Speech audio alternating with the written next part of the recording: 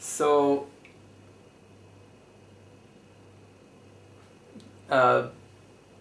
there's Rashi brings, so it comes out that there's basic information we have from this Mishnah is that we have the beginning of Shema is from this time when the Kohanim come in to eat their Truma, which is at nighttime, the beginning of the night. And we'll have to just understand better when that is. That'll be in the Gemara will explain better when exactly that time is.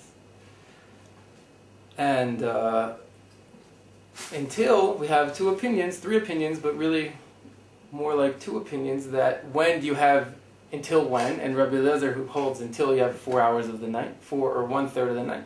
And then you have, the other opinion is Rabbi Gamliel and the Chachamim say you have the whole night to say Shema, but they have a disagreement whether or not there is this limitation. That's what it seems like. The Chachamim said there's a limitation to half the night, and Rabbi Gamliel said, well, is telling us that it's not as simple as it seems. It really, you do have obligation the whole night. So it's interesting. Rashi brings an interesting question. It seems to be a historical question. He says that in his time, he asked if the Mishnah tells us, the beginning of the Mishnah tells us that they eat their truma from, the Kohanim eat their truma, that's the time when we start saying Shema. And Rashi says that, he explains that it's the night time. We'll explain better later in the Gemara. We'll explain exactly what that time is. But in any case, it's sometime in the night. And so Rashi asks seems to be a historical question. He asks, if this is true that it starts, that this is the time, it's sometime in the night that we're going to discuss later. If it's true that it starts at the nighttime, if this is so, why nowadays? Why do we say, and Rashi is speaking in his time, why do people say Shema early? People say in his time, people would say Shema, they would go to shul early, and they say Shema very early. Why do they do that? If the Mishnah is telling us that Shema starts, the time to say Shema starts at night, this time in the night.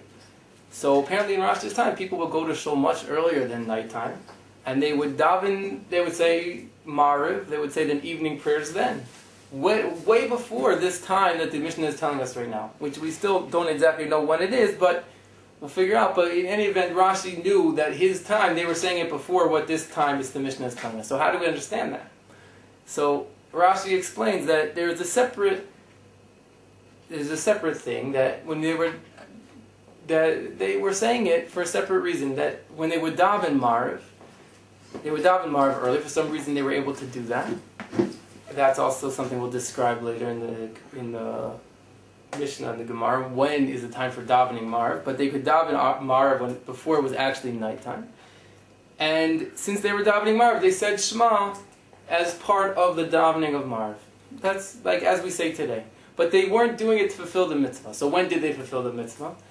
So he says they would fulfill the mitzvah when they went to sleep. They say Kriya Shema when they went to sleep. It says later in the Gemara that you're supposed to say Shema not only when every night you're supposed to say Shema, but as a mitzvah of saying Shema, but also before you go to sleep. We also are supposed to say the Shema before we go to sleep to protect ourselves as a protection, as a spiritual protection.